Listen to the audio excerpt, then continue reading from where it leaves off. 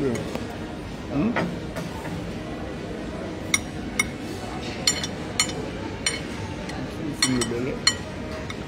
ça va dans la bouche, t'envoies.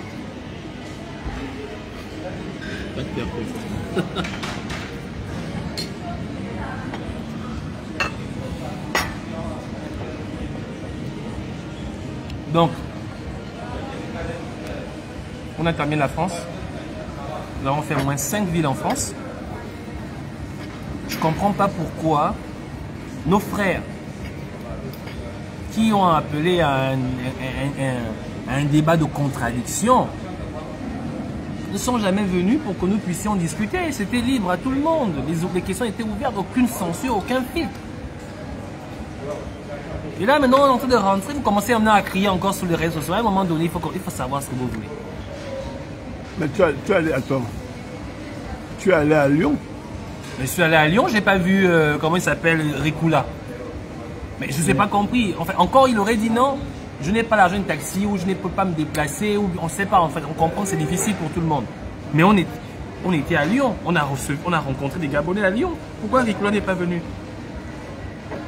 Ça aurait été le moyen, le moment de s'exprimer, le moment de se mettre en valeur par rapport à défendre ses arguments devant tout le monde et devant le Gabon entier. Parce que tout ce qui s'est passé dans nos rencontres, elles se sont faites en direct. Il n'y avait pas ce n'était pas des montages pour rediffuser avec des coupures, non. Tout était en live. Les questions étaient posées en live, les réponses étaient apportées en live. Ce que moi je n'ai pas compris, c'est pourquoi Princesse Bissouba ne s'est pas rendue à Paris. Bissouba ou bien de Chiba? On fait Bissouba, j'ai fait 2 Souba ou 2 Soubois, je ne sais pas trop. Enfin, c'est le 2 Souba. Le Chiba, c'est ça. Le Phoenix, Yannick t'attendait, Boonpins surtout t'attendait. Je ne sais pas, quel est le lien, quel est le rapport que Boonpins veut avec le Phoenix? C'est quand même un peu ça. Laisse le petit frère. C'est quoi cette obsession à vouloir voir quelqu'un? En tout cas, Boonpins t'attendait, mais je n'ai pas compris pourquoi vous n'êtes pas venu. Bon, là, nous sommes du côté de la Turquie. 19 h, tous, on aura cette discussion avec des Gabonais qui vivent en Turquie. On vous attend tous nombreux. Et après ça, je crois que vous poursuivez pour les États-Unis. Et donc, on sait, les États-Uniens nous attendent là-bas.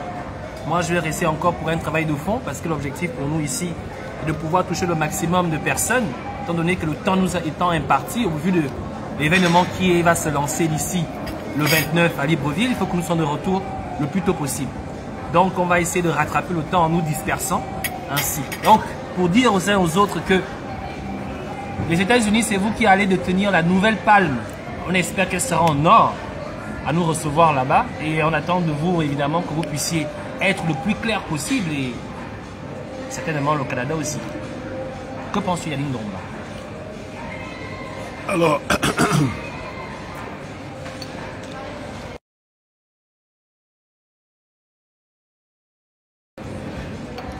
Alors, qu'est-ce que je pense?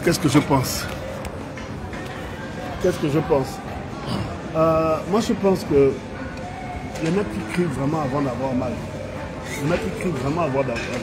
C'est-à-dire que tu as des frangins qui nous ont surnommés de tous les noms. Le dernier mot à la mode de Gabon, c'est maintenant Kounabéliste. Ça veut dire que vraiment, Kounabéli là a vraiment traumatisé les Gabonais. Mais moi, je ne suis pas Kounabéliste. Je suis fan. Donc, nous, c'est un Kolengong. Donc, je dis à chaque fois, je suis une Kolengongiste. Mais je serai toujours Kolengongiste lorsqu'il s'agit de porter, être un des porteurs de la voix de celui qui a décidé de changer le pays positivement. Donc, je ne vois pas pourquoi est-ce que je veux me cacher. Je vous l'ai dit depuis le 30 août 2023, quand vous aviez le bienfait qui gérait le pays, hein, et que tout le monde était mécontent, nous voulions que ce changement arrive. Et il est arrivé. Et comme disait le président de la transition, je ne vais pas vous mentir, mais sans vouloir vous manquer de respect, non, là, il n'était pas capable de signer. Est-ce à dire que c'était Sylvia qui signait les documents? C'est vous qui le dites. C'est vous. C'est vous, c'est pas moi. Le président est droitier, il était incapable de signer avec sa main. Donc nous, on est là pour signer un peu le changement et la vérité de notre pays. Notre pays est en changement. Je n'arrive pas à comprendre. Je veux dire que je ne peux pas crier avant d'avoir mal. Moi, je vois les choses qui se passent. Pourquoi est-ce que je ne veux pas apporter la bonne nouvelle? Pourquoi est-ce que nous n'allons pas être les évangélistes des choses qui se passent dans notre propre pays? Je n'arrive pas à comprendre. Hein, je n'arrive pas à comprendre. Ici à Montréal, les gens sont excités à l'idée de rencontrer le Raj parce que, pour une fois, c'est une voix non institutionnelle qui vient parler de ce qui se passe du pays. C'est-à-dire qu'étant grand activiste devant l'Éternel pendant des années, n'ayant aucune nomination, ça viendra. Ne vous inquiétez pas, ça viendra. J'ai dit au président, j'attends, ça viendra. Mais étant une voix non institutionnelle, parce que j'ai maintenu cette non-institutionnalité pour pouvoir venir parler en tant que citoyen libre des choses que je vois au Gabon depuis bientôt 1 an. Je fais ça parce que je suis un gars comme vous, aucun attachement, rien. Sauf ma liberté de ton, ma liberté professionnelle, ma liberté intellectuelle, pour vous dire que le pays change et vous exécutez le même discours. Et les cocos la bénisse. Alors ce rat là qu'on appelle le Niamsi ou flangue Niamsi, il vient parler, il vient insulter le président. Est-ce que vous avez déjà vu que nous on insulte le président de son pays? Pourquoi est-ce qu'il ne fait pas la même chose sur le président de son pays, le Cameroun? C'est bizarre, hein? Jamais j'ai vu Franck Niamsi parler de Paul Biya ni des mots que vivent les Camerounais chez eux. Jamais. Mais encore que lui, là, on le garde au chaud parce qu'on termine d'abord ce qu'on a à faire et ensuite on reviendra sur lui. Ce sont des personnes qui sont certainement payées pour pouvoir venir dénigrer ce que évidemment, ça vit de ça, ça vit de ça. On est en train de faire. Ça vit de ça. Et on ne va pas, je veux dire, on ne va pas arrêter de penser que la meilleure solution qu'on a actuellement pour le pays, c'est ce qui se passe. C'est ce qui se passe. Oligui passera le relais tôt ou tard. Passera le relais tôt ou tard. Mais c'est comme le Sénégal. Dès l'instant où les gens ont mis le pied à l'étrier pour développer le pays, la personne qui viendra après sera obligée de faire plus et mieux. On avait tous au Sénégal. Moi, je connais le Sénégal depuis 1993. Et j'ai vu le pays dans un état économique et social qui faisait que tu dis, oh, pauvre Sénégalais. Et après, Abdoulaye Wade est venu. Abdoulaye Wade a fait avancer le pays. On l'a chassé. Macky Sall est venu. Il a fait avancer le pays. On l'a chassé. Sonko va encore faire avancer le pays. On va encore le chasser, mais le pays avance. C'est ce qu'on veut. Oligui va faire avancer le pays. On va le chasser. Le prochain doit faire mieux que ce que fait Oligui parce qu'en termes de mieux, là, Oligui a déjà lavé le Biafra qui était là. Claire, en 1 an. On est là. Donc nous on est dans cette dynamique là. On dit bah écoutez, vous dites que nous sommes des soldats. Moi je ne suis pas un soldat, je suis un bâtisseur dans le sens où vous avez vu comment est-ce que dans l'immobilier, je construis beaucoup au Canada. Donc je suis vraiment dans cette optique de bâtisseur. C'est même peut-être pour ça que je suis dans le même couloir. Parce qu'on veut construire. Et on n'est pas dans la politique politicienne, on est dans la construction de notre pays. Donc nous, on vient vous apporter la bonne nouvelle en vous disant, les gars, ne suivez pas les gars qui n'ont pas de solution. Parce que les opposants au Oligui, comme je l'ai dit, il n'y en a pas. Les véritables opposants d'Oligui, c'est la misère du Gabon, le chômage, le manque d'infrastructures et tous les problèmes socio-économiques qu'on a au Gabon. C'est eux les opposants d'Oligui. Donc nous, on s'aligne sur ça en se disant, bon, on veut bâtir le pays et nos véritables opposants, ce ne sont pas les humains, c'est le manque d'infrastructures, le manque de structuration de notre pays. C'est pour ça qu'on se bat. Donc nous, on est là, en train de nous apporter la bonne nouvelle en tant que personne non institutionnelle. C'est-à-dire que moi, je soutiens et je ne fais partie d'aucune institution. Mais alors Yannick, les gens posent la question, on va voir si après les élections, il mettra en prison les gens qui ont volé. C'est que les gens ne comprennent pas. Donc, en fait, on attend Oligui à mettre les gens en prison. Mais le président de la République, il l'a dit lors de son passage à France 24. La justice fait son travail. La justice fait son travail. Je ne sais pas pourquoi vous voulez toujours inventer un discours alors que nous, pour la première fois de l'histoire de notre pays, nous avons un chef d'État qui a un discours, comme on dit chez nous, terre à terre. Ça veut dire qu'il va du principe que tout le monde doit comprendre ce qu'il dit. Le président de la République, il n'est pas ministre de la Justice, il n'est pas procureur, il est chef de l'État.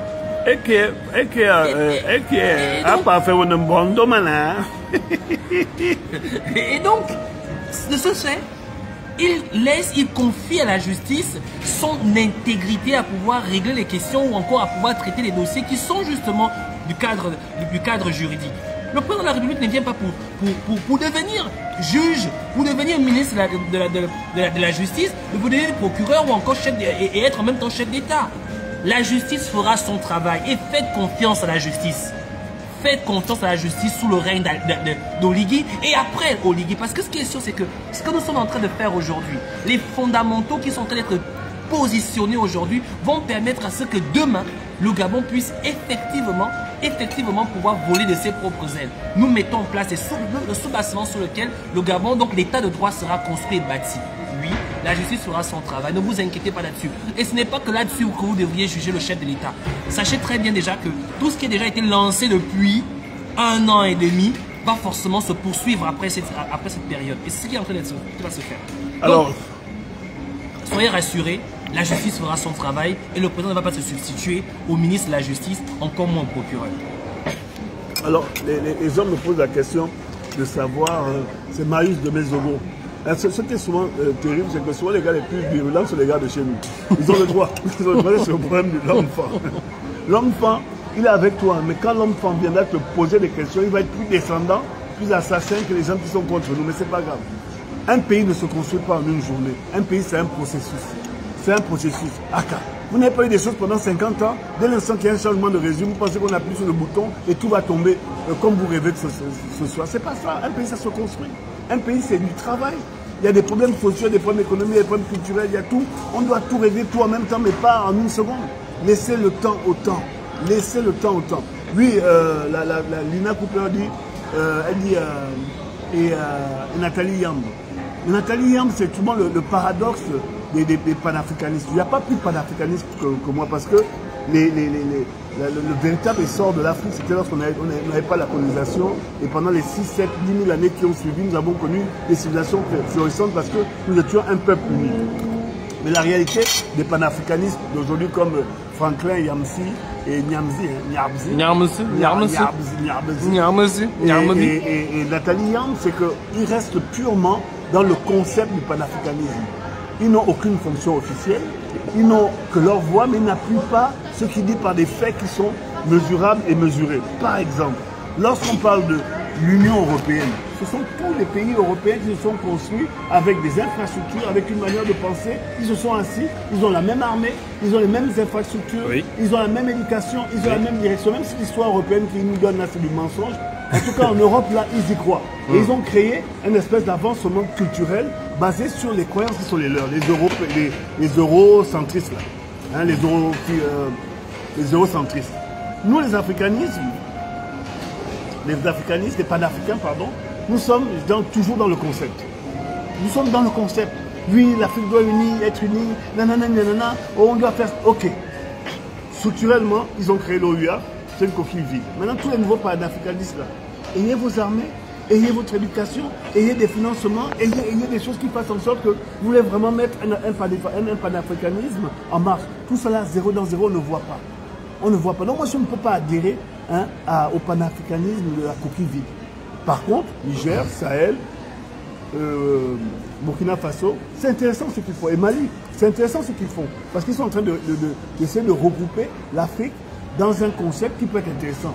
Et ils sont en train de mettre les moyens pour. Mais tous les autres, les Maniamsi, les Yambs, là, on attend qu'on fasse la même chose en Afrique centrale. Mais pour l'instant, on essaie, nous, de régler notre pays avec quelqu'un qui est très panafricaniste, mais qui décide de faire les choses autrement. Autrement, parce que notre urgence est sociale, économique, culturelle et politique.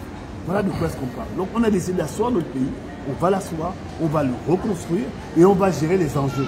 Les enjeux que nous, en Afrique centrale, on va apporter. Parce que c'est le discours qu'on porte toujours en leur disant qu'on a 255 ans de pouvoir dans 3 pays.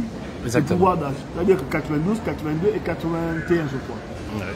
Ça fait 255 ans en Afrique centrale. Et c'est le discours qu'on vous tient lorsqu'on arrive à vous présenter ce que nous faisons. Alors 255 ans des régimes vieillissants.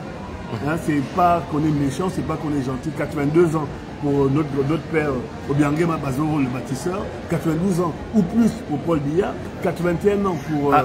alors, juste une question. Il y a une personne qui a écrit « Les barrécoulages, je ne sais même pas si ce monsieur a une cuisine en planche au pays. » Et là, quelqu'un répond en disant « Tu as vu le gouvernement venir démentir les choses qu'il montrait sur les retraits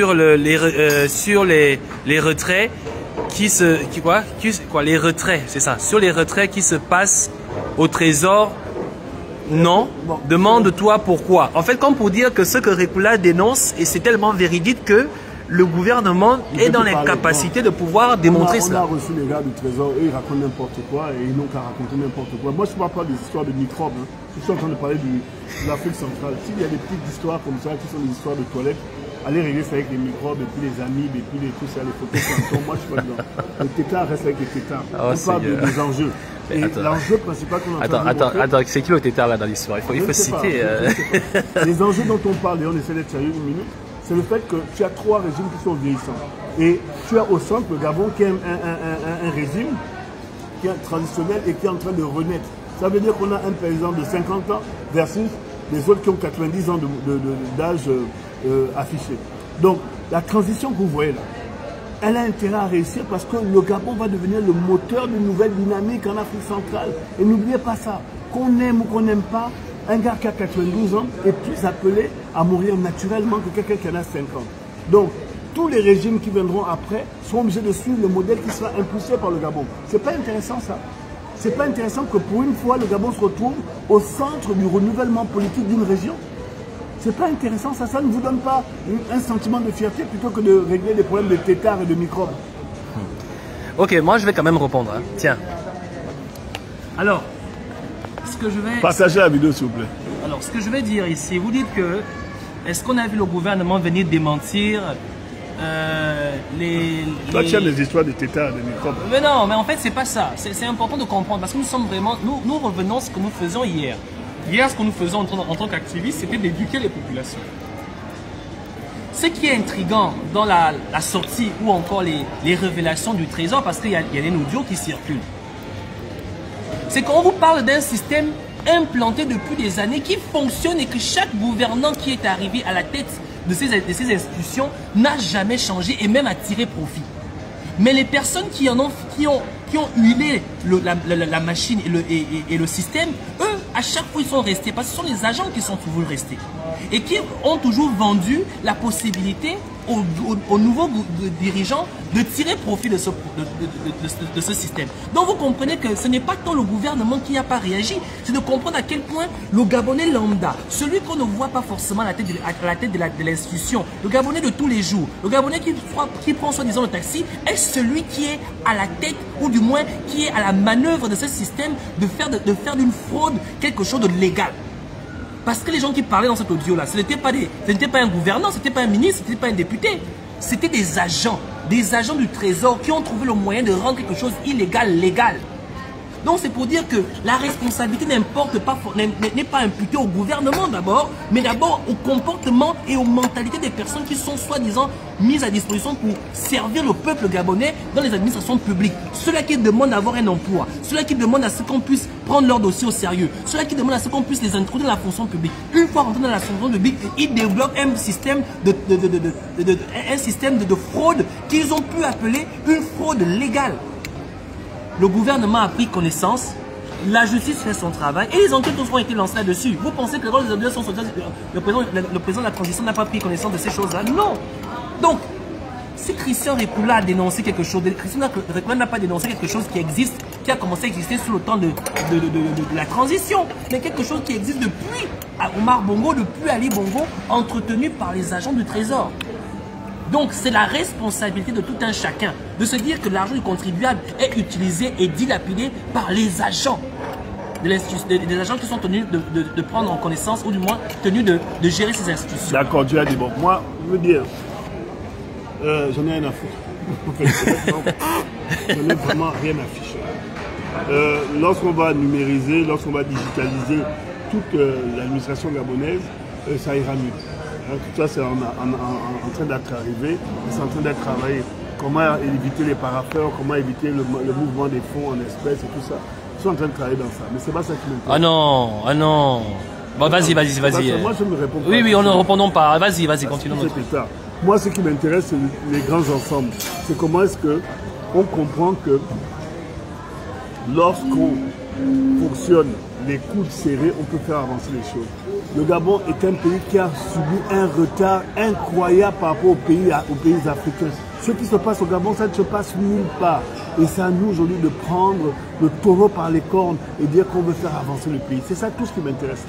Et après, quand le pays commencera à avancer dans une logique où tout sera équilibré, tout sera bien construit, tout sera restructuré, là on pourra parler. Pour l'instant, c'est normal qu'il y ait tous ces petits décalages parce que le pays n'est pas encore structuré. Donc, partagez la vidéo, moi je suis fatigué.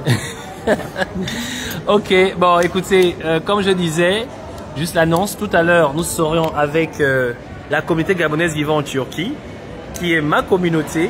J'attends que vous soyez nombreux, mais surtout que vous soyez décisifs sur les questions, parce qu'en fait, on est ici, c'est pour vous. Si on doit reconstruire notre pays, on le construira avec des connaissances que certains ici ont acquises et ceux au pays aussi. C'est pour vous dire que on n'a oublié personne derrière nous. Nous sommes rentrés au pays, mais nous n'avons oublié personne. Et nous revenons vers vous pour vous faire savoir qu'il y a une place pour vous. Pardon? Que nous sommes une des voix. Que nous sommes une des voix de la diaspora et nous continuons à acclamer cette voix pour vous. Parce que pour ceux qui ont pensé que oui, les gars ils sont rentrés, ils se la font, ils se la coulent douce, ils ont oublié leur passé et que désormais c'est... Non, non, non, non.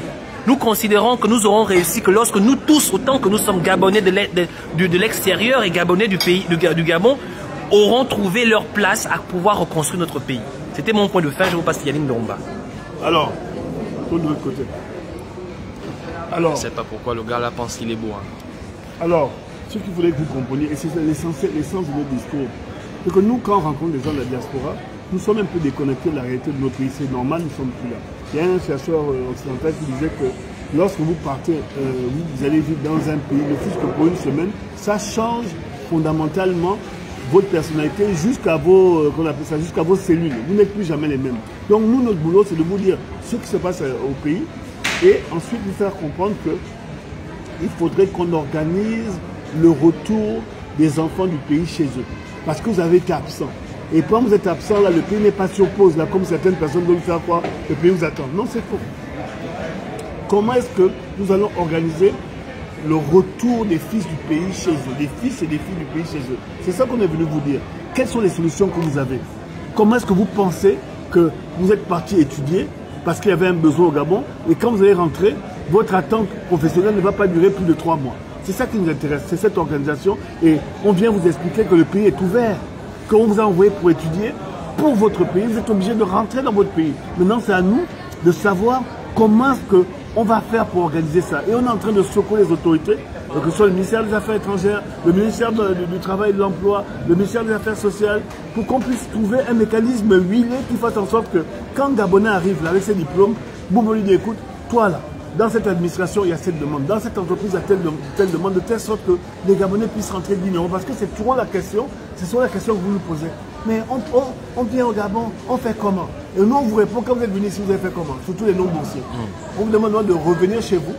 Et il faut que vous ayez un passage qui vous permette de pouvoir trouver du boulot et vous faciliter l'installation avec des prêts, des crédits, tout ce qu'on pourra trouver comme solution pour que vous puissiez être installé dans votre pays.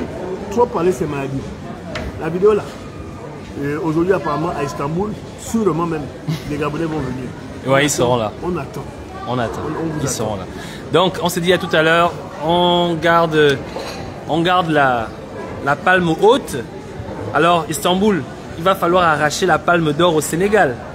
Paris, félicitations. Franchement, Nantes, Lyon, Toulouse, Marseille, félicitations à vous. Franchement, c'était exceptionnel. Les débats, le niveau du débat était très élevé. Il faut me remettre la vidéo sur moi en disant que pour la caméra. Puis mon petit Romaric là, tu sais que moi je suis quelqu'un de très exigeant. Très exigeant. Et je considère que tu as fait du très bon boulot à Marseille. Il ne faut pas suivre. Les gars savent que moi je suis un gars, je suis comme ça. Donc vraiment je te remercie parce que Romaric, tu as représenté à Bordeaux sérieusement. Maintenant quand on monte à Marseille sérieusement, quand on monte à Lyon aussi c'était impeccable.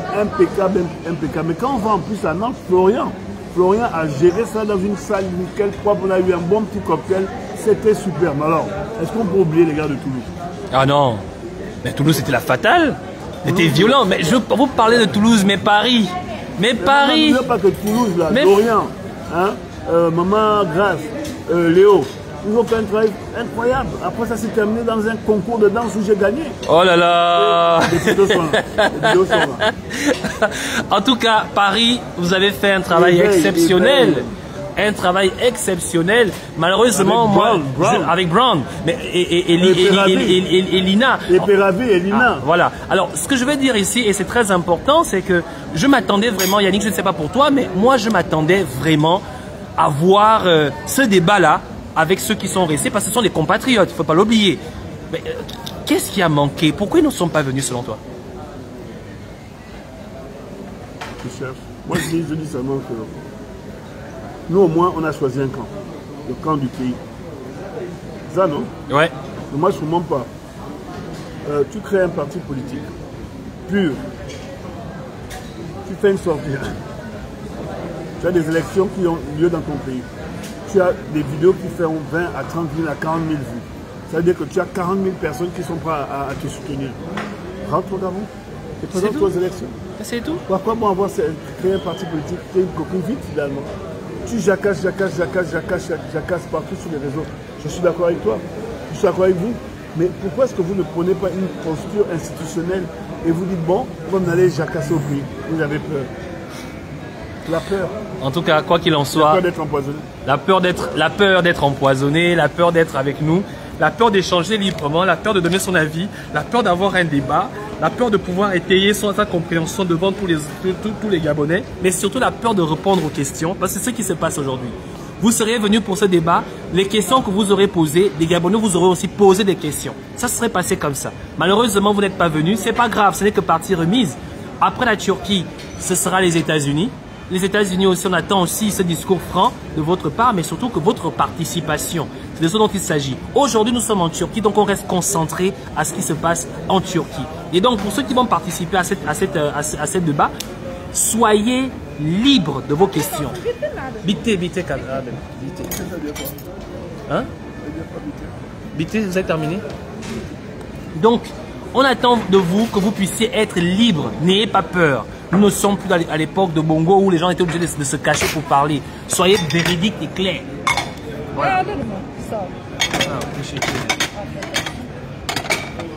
En tout cas, je ne sais pas pour vous. Oh shit. La vieillesse. En tout cas, on va vous laisser et puis